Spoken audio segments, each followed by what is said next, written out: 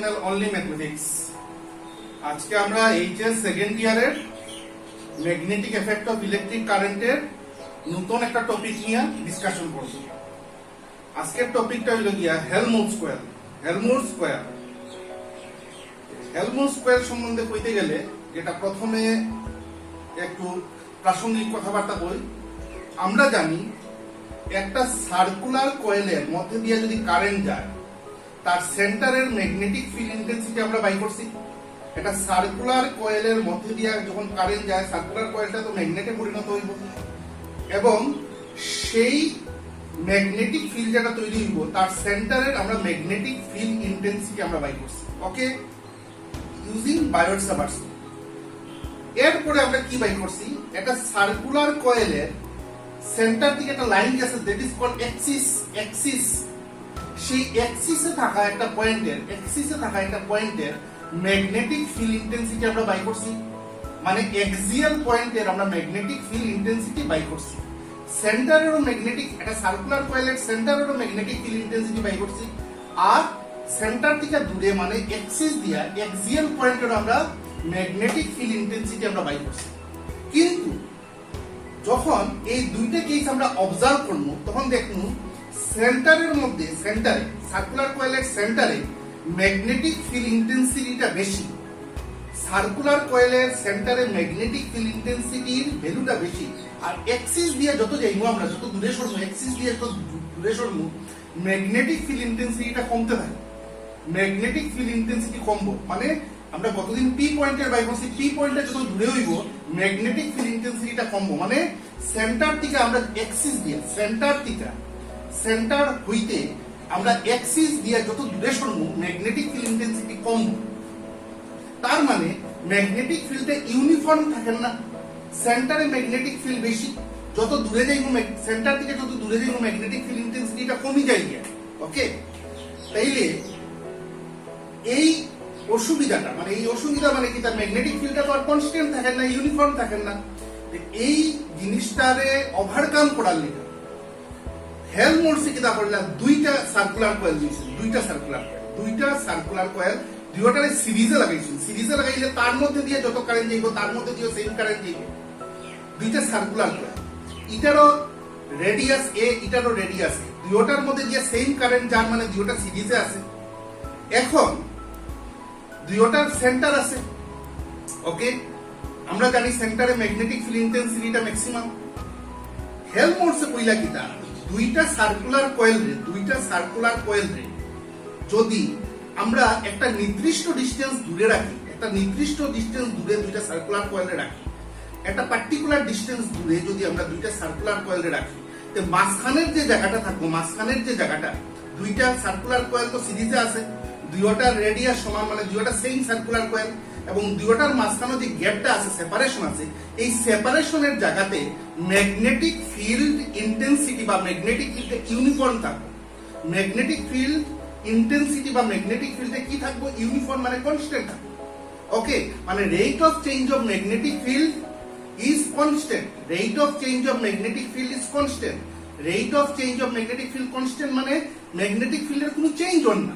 ওকে, তাইলে এই দুইটা সার্কুলার কয়েল, যে দুইটা সার্কুলার কয়েল সিরিজে আছে এবং এরার মধ্যে একটা ডেফিনিট ডিসটেন্স আছে এবং এই ডেফিনিট ডিসটেন্স দূরে দুইটা সার্কুলার কয়েলের বইলে মাঝখানের জায়গার মধ্যে ম্যাগনেটিক ফিল্ড ইন্টেন্সিটি বা ম্যাগনেটিক ফিল্ড কিটা থাকে, ইউনিফর্ম থাকে। মানে rate of change of magnetic field remains constant.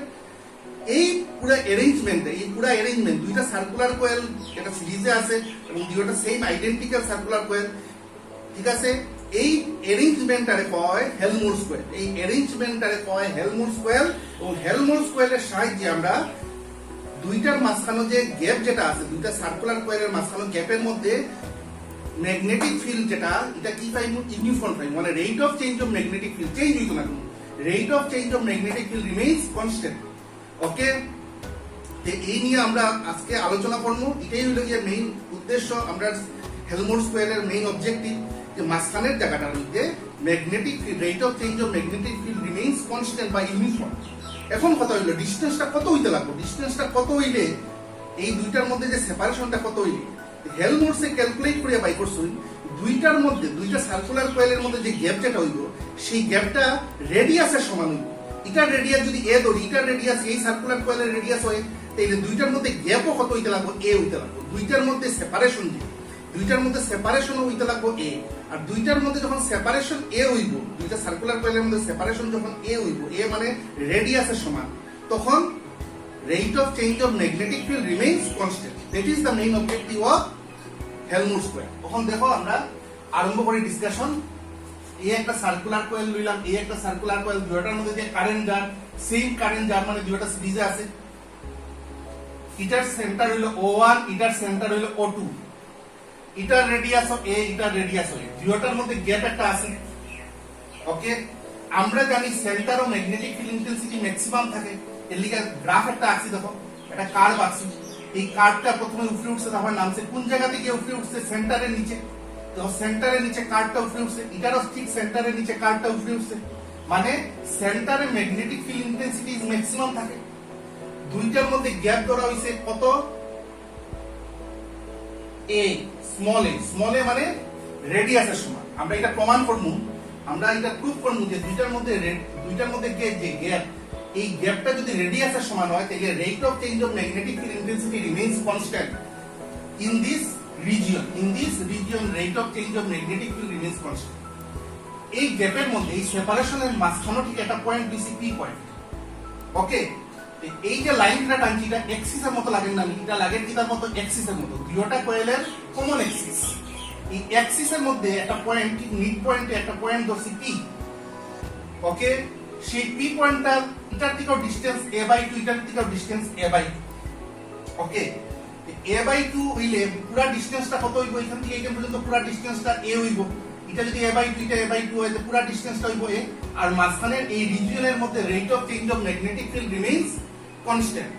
এখন দেখো, আমরা এই পয়েন্টের, এই পয়েন্ট পি পয়েন্ট যেটা মাঝখানে আছে, দুইটা গ্যাপের মাঝখানে আছে, এই পয়েন্টের ম্যাগনেটিক ফিল্ড ইন্টেন্সিটি, আমরা গতদিন এরকম একটা ছবি আঁকছিলাম, মনে হয় এরকম একটা ছবি আঁকছিলাম, এরকম একটা ছবি আঁকছিলাম, ওরকম আঁকছিলাম একটা ছবি, ঠিক আছে?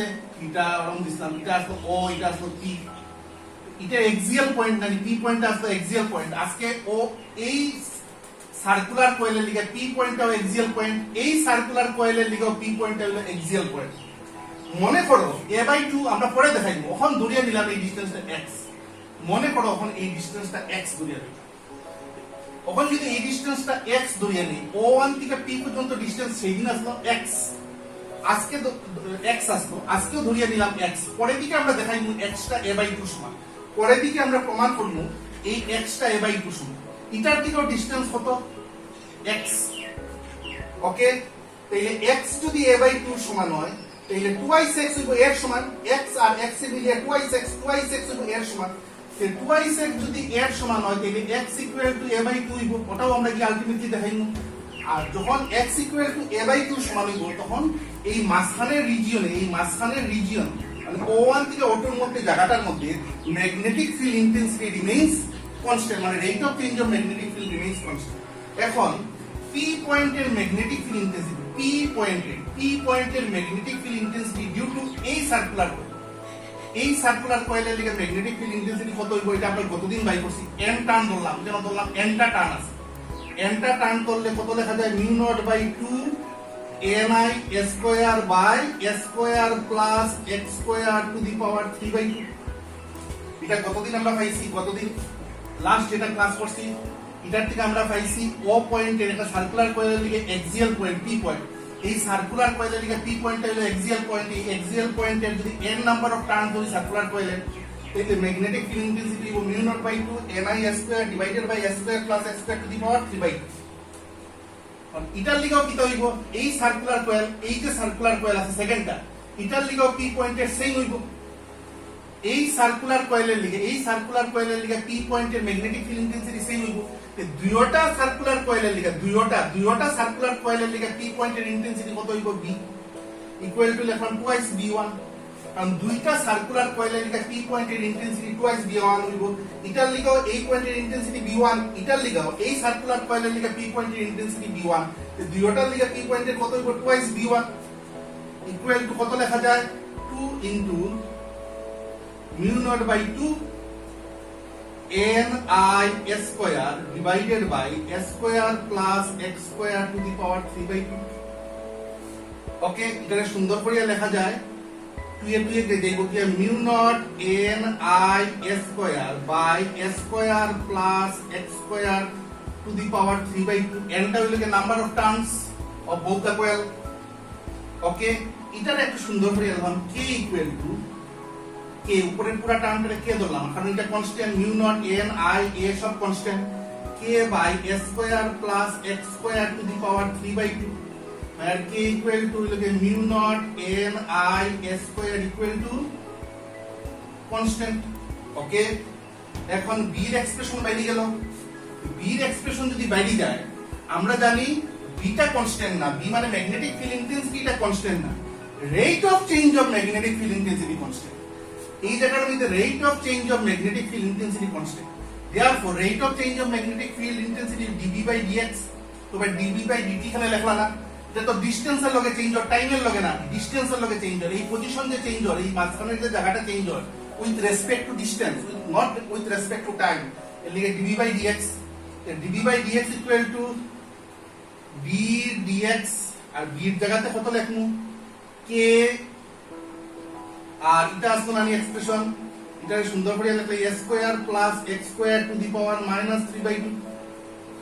ওকে, তারপরে আমরা কি লিখতে পারি k তো কনস্ট্যান্ট, ওইটারে যদি আমরা ডিফারেন্সিয়েট করি -3 বাই 2 আইবো সামনে s square plus x square to the power -5 by 2 into এখানে যদি আবার করি হইব 2x a2 আর a2 গেল গিয়া এখানে 2x এর যদি আবার ডিফারেন্সিয়েশন করি x স্কয়ার এর যদি আবার ডিফারেন্সিয়েশন করি 2x হইব আর a2 আর a2 এ গেল গিয়া তাইলে কি হইব -3k x 3k এটা x টারে পিছেই দেখি s square plus x square to the power -5 by 2 x। তো বাইরে গেল dB বাই dx মানে rate of change of magnetic field intensity বা rate of change of magnetic field বাইরে গেল। ওকে, এই জিনিসটা যদি কনস্ট্যান্ট হয়, এই জিনিসটা যদি আমরা জানি rate of change of magnetic ফিল্ডটা যদি কনস্ট্যান্ট হয়, এই জিনিসটা তো কনস্ট্যান্ট বা ইউনিফর্ম, কনস্ট্যান্টও হইতে পারে বা ইউনিফর্মও হইতে পারে। এই জিনিসটা যদি কনস্ট্যান্ট বা ইউনিফর্ম হয় তাহলে এটাকে যদি আবার ডিফারেন্সিয়েট করি, কনস্ট্যান্ট জিনিসটা আবার যদি ডিফারেন্সিয়েট করি তাহলে 0 হয়ে যাবে। আমরা জানি কনস্ট্যান্টকে ডিফারেন্সিয়েট করলে কি হয়ে যায় 0। Rate of change of magnetic field intensity অত বাইরেছে আর আমরা জানি rate of change of magnetic field is uniform বা constant in this region. In this রিজিয়নে যদি ম্যাগনেটিক ফিল্ড ইন্টেন্সিটিটা কনস্ট্যান্ট হয় তাহলে কনস্ট্যান্ট জিনিসটা আবার ডিফারেন্সিয়েট করলে কি হয়ে যাব 0 হয়ে যাবে। এখন আবার ডিফারেন্সিয়েট করে আবার ডিফারেন্সিয়েট করলে কি লিখমু therefore b square b by dx square equal to b dx of dB by dx লেখা যায়। ওকে, that implies b square b by dx square equal to ddx R dB by dx এর জায়গা কত লিখমু -3k s square plus x square to the power -5 by 2 into x। ওকে, এটা আরো simplify করি আমরা, আরো সিম্পলিফাই করে দেখি কি তা পাওয়া যায়। that implies b square b by dx square equal to constant term বাইরে আইবো, constant term মানে 3k বাইরে আইলো তো রইল হে ddx of s square plus x square to the power -5 by 2 into x। हम ub ফর্মে করব, এটারে u ধরে নিলাম, ও টার্মটারে ধরে নিলাম u আর ওটারে ধরলাম v, ডিফারেন্সিয়েশনটা uv ফর্মে করব, uv ফর্মে করব। that implies d square b by dx square equal to -3k bracket দিলাম, ওটারে যদি জায়গা রাখি u রে যদি জায়গা s square plus x square to the power -5 by 2 into dx by dx plus তখন এটারে যদি আমরা ডিফারেন্সিয়েট করি কত হইব -5 by 2 s square plus x square to the power -7 by 2 into x। okay, that implies d square b by dx square equal to minus thrice k s square এটা তো 1 হই দিব dx by dx 1 হই দিব s square plus x square to the power minus 5 by 2 minus এখানে আরেকটা জিনিস আইব আমি জিনিসটা ছাড়ি দিছি এখানে 2x একটা আইব into 2x into x x square এর করতে লাগবে তো x square এর করলে 2x তাহলে 2 এ গেল গিয়া x x square তাইলে কি হইব minus 5x square into minus এর জায়গা minus হইলা 5 আর x square minus 5x square এই যে 2x আইছে এটা কোন জায়গাতে ডিফারেন্সিয়েশন করে পাইছি x square এর ডিফারেন্সিয়েশন করে 2x আইছে আর ওই x এর জায়গা 2x পাইছি আইবো x square plus x square to the power minus 7 by 2 okay next কি হইব নেক্সট লাইনে আমরা কি লিখতে পারি that implies d square b by dx square equal to minus thrice k আর ভিতর থেকে কমন লইলাম আমরা s square plus x square to the power minus 7 by 2 common লইলাম minus 7 by 2 যদি কমন লই ভিতর থেকে যদি s square plus x square minus 7 by 2 common লই তাহলে ভিতরে কি থাকবে s square plus x square minus 5x square ওকে কমন লওয়ার পরে কমন কি কারে দিছি আমরা কমন ভিতর থেকে কমন লইছি s square plus x square to the power minus 7 by 2 তাহলে প্রথম টার্মের মধ্যে কত থাকবে s square plus x square থাকবে আর এখান থেকে কত থাকবে minus 5x square ওকে এখন কত হলো if আচ্ছা আরেকটা লাইন লিখি লাই d square b by dx square equal to minus thrice k s square plus x square to the power minus 7 by 2 equal to s square minus 4x square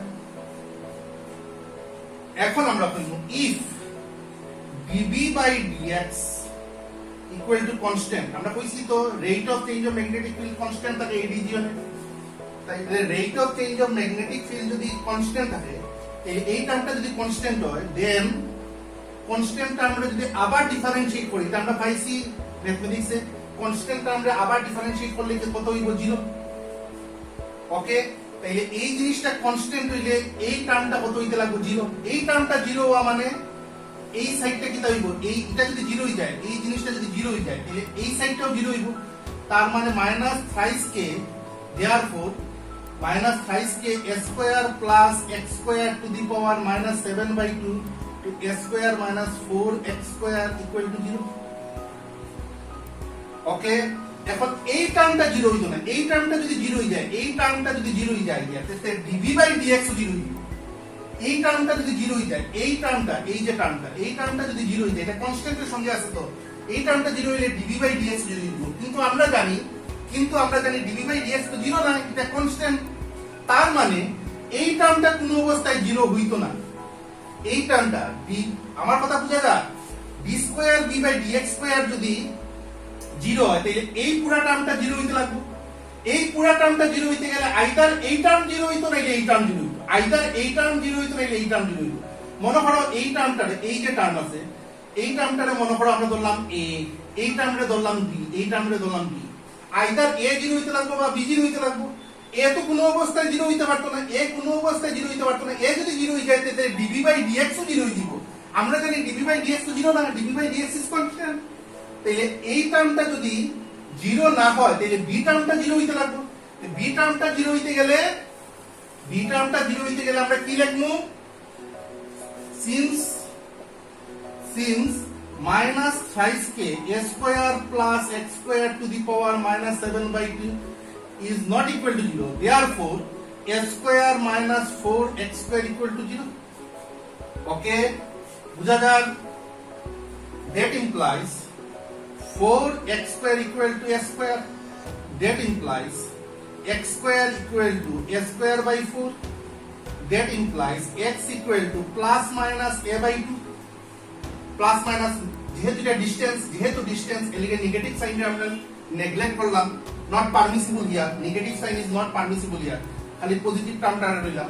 তাহলে দেখছেন যেটা x ধরছিলাম, x টা a/2 সমান হয়ে গেল নি, x যেটা এটা কার সমান হয়ে গেল গিয়া a/2, আর x টা যখন a/2 সমান হইব, তাইলে ওইদিকেও x টা হইব a/2 সমান, তাইলে পুরা ডিসটেন্স O1 থেকে O2 পর্যন্ত পুরা ডিসটেন্স হলো 2x, O1 থেকে O2 পর্যন্ত পুরা ডিসটেন্স হলো 2x, x plus x, আর খালি x বাইদিছে a/2, তাইলে 2x হইব a/2 plus a/2, তাইলে x ইকুয়াল টু কত বাই দিব, x ইকুয়াল টু বাই দিব 2x যদি a/2 plus a/2 হয়, তাইলে x equal to 2x equal to কত হইব, a এর সমান হইব। 2x ইকুয়াল টু a মানে O1 থেকে O2 পর্যন্ত পুরা ডিসটেন্সটা তখন কত হইব, a, এটা আসতো কার রেডিয়াস, ইন্ডিভিজুয়াল সার্কুলার রিং এর রেডিয়াস আসতো a। তার মানে দুইটা সার্কুলার কয়েলের মধ্যে ডিসটেন্স বা সেপারেশন, যদি a হয়, তাহলে মাঝখানের রিজিয়নটাতে rate of change of magnetic field intensity remains constant. মানে এটাই হেলমহোল্টসে কইয়া গেছে, এবং টার্ম বানানো অ্যারেঞ্জমেন্টটা কয় হেলমহোল্টস কয়েল। এটার মধ্যে দুইটা কয়েল ইউজ করা হইছে, দুইটা কয়েল ইউজ করিয়া মাঝখানের জায়গাটা রিজিয়নের মধ্যে rate of change of magnetic field মানে dB/dx রিমেইনস কনস্ট্যান্ট। আর dB/dx যদি রিমেইনস কনস্ট্যান্ট হয়, তাহলে d²b/dx² = 0, কনস্ট্যান্টে আবার ডিফারেন্সিয়েট করলে 0 হয়ে যায়। ওকে, আর এই যে রিজিয়নের মধ্যে rate of change of magnetic field remains constant, আর এই জায়গাটার লেংথ কত হইলো, এই জায়গাটার লেংথ মানে x plus x, 2x equal to a বেরিয়েছে। তার মানে দুইটা সার্কুলার কয়েলের মধ্যে গ্যাপ কত হইতে লাগবে, এর সমান হইব। a মানে radius of the individual coil, circular coil. This is the main objective of Helmholtz coil. তাহলে হেলমহোল্টস কয়েল থেকে আমরা কি পাইলাম, দুইটা সার্কুলার কয়েল বা সার্কুলার রিং দুইটা সিরিজে আছে, মানে সেম কারেন্ট ফ্লো করে, এবং দুইটার মধ্যে যদি গ্যাপটা রেডিয়াসের সমান হয়, দুইটার মধ্যে গ্যাপ বা সেপারেশনটা যদি রেডিয়াসের সমান হয়, তাহলে মাঝখানের রিজিয়নের মধ্যে rate of change of magnetic field intensity remains a constant. Okay, এখন আমরা যে গিয়া নেক্সট টপিকটা হইলো কি আমরা একটা সলিনয়েড নিব, সলিনয়েড, ঠিক আছে, সলিনয়েড কি, ওরকম পেঁচানো স্প্রিং এর মতো একটা কন্ডাক্টর, এই কন্ডাক্টরই কয় সলিনয়েড। স্প্রিং এর মতো, অনেক সময় কলমের ভিতরে স্প্রিং থাকে, টিপ দেওয়া কলমের ভিতরে স্প্রিং থাকে, স্প্রিংটা এরকম শেপের থাকে। স্প্রিং এর মধ্যে দিয়ে যদি কি যায়, কারেন্ট যায়, স্প্রিংটা ম্যাগনেটে পরিণত হইব। স্প্রিংটা কিসে পরিণত হইব, ম্যাগনেটে পরিণত হইব। এবং স্প্রিংটা যদি ম্যাগনেটে পরিণত হয়, তার চারিদিকে হইব ম্যাগনেটিক ফিল্ড। আর স্প্রিংটা যদি ম্যাগনেটে পরিণত হয়, কারেন্ট গেলে তো ম্যাগনেটে পরিণত হইব, এবং তার চারিদিকে হইব ম্যাগনেটিক ফিল্ড। আর ম্যাগনেটিক ফিল্ড হইলে কি থাকবে, লাইনস অফ ফোর্স। ওই আর কি আমরা লাইনস অফ ফোর্স, ওই তো সলিনয়েডের লেখা হইলো ম্যাগনেটিক ফিল্ড, আর এই হইলো কি আমরা lines of force. Lines of force magnetic ফিল্ডে ক্যারেক্টারাইজ করে, কিভাবে ম্যাগনেটিক ফিল্ডটার কোন দিকে তার ফোর্সটা গেছে, এইদিকে বুঝিয়ে দেয়। এই হইলো গিয়া ম্যাগনেটিক লাইনস অফ ফোর্সের ডাইরেকশন। এখন একটা জিনিস খেয়াল করো, লাইনস অফ ফোর্স গুলা সবগুলা প্যারালাল হয়ে গেছে, ভিতরে inside the solenoid lines of force গুলা সব প্যারালাল। আর প্যারালাল যখন লাইনস অফ ফোর্স যেখানে প্যারালাল হয়, এখানে ম্যাগনেটিক ফিল্ডটা হয় ইউনিফর্ম। ম্যাগনেটিক ফিল্ডটা কি হয়, লাইনস অফ ফোর্স যেখানে প্যারালাল হয়ে যায়, এখানে ম্যাগনেটিক ফিল্ডটা ইউনিফর্ম মানে কনস্ট্যান্ট থাকে। এই কারণে যদি ম্যাগনেটিক ফিল্ড ইউনিফর্ম থাকে, তাহলে ভিতরে ম্যাগনেটিক ফিল্ড আমরা অঙ্ক করিয়ে সামনের দিকে দেখাইব।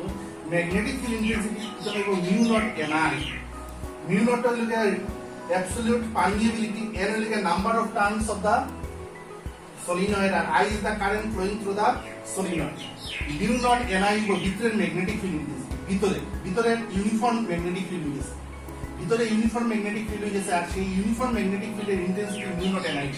আর তার দুই সাইডে দেখো, দুইটা সাইডে একটু গ্যাপ হয়ে গেছে, লাইনস অফ ফোর্সটা একটু গ্যাপ হয়ে গেছে, একটু ছিদ্রাই গেছে। আর দুই সাইডে, দুই এন্ডে, সলিনয়েডের দুই এন্ডে ভিতরে যত ম্যাগনেটিক ফিল্ড ইন্টেন্সিটি আছে তার অর্ধেক হইব। দুই সাইডে, দুই এন্ডে, সলিনয়েডের দুই এন্ডে ভিতরে যত ম্যাগনেটিক ফিল্ড ইন্টেন্সিটি আছে তার অর্ধেক হইব। অর্ধেক হইলে দুই এন্ডে ম্যাগনেটিক ফিল্ড ইন্টেন্সিটি কত হইব, mu not Ni/2। দুই এন্ডে কত হইব ম্যাগনেটিক ফিল্ড ইন্টেন্সিটি হইব মিউ নট এনআই বাই 2। তার মানে আমরা বুঝতে পারলাম যে একটা সলিনয়েডের মধ্যে দিয়ে যখন কারেন্ট যায় সলিনয়েডটা ম্যাগনেটে পরিণত হইব এবং তার চারিদিকে তৈরি হইব ম্যাগনেটিক ফিল্ড। ম্যাগনেটিক ফিল্ডে আমরা এক্সপ্লেইন করলাম বা ড্র করলাম লাইনস অফ ফোর্স দিয়ে তারে ডেসক্রাইব করলাম ম্যাগনেটিক ফিল্ডে। সেই ম্যাগনেটিক ফিল্ডের লাইনস অফ ফোর্স গুলো সব প্যারালাল ইনসাইড দ্য সলিনয়েড ভিতরে।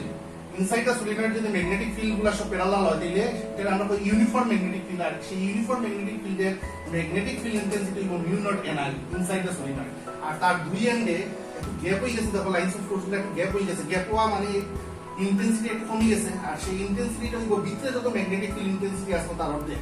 ভিতরে যদি ম্যাগনেটিক ফিল্ড ইন্টেন্সিটি হয় মিউ নট এনআই, তো এন্ডের দিকে ম্যাগনেটিক ফিল্ড ইন্টেন্সিটি হইব mu naught NI by 2। This is the expression of magnetic field intensity inside the solenoid and end of the solenoid. আজকে আমাদের ডিসকাশন এইটুকু। সামনের দিন আমরা অন্য এই চ্যাপ্টারের অন্য কিছু নিয়ে ডিসকাস করব। ওকে, থ্যাংক ইউ।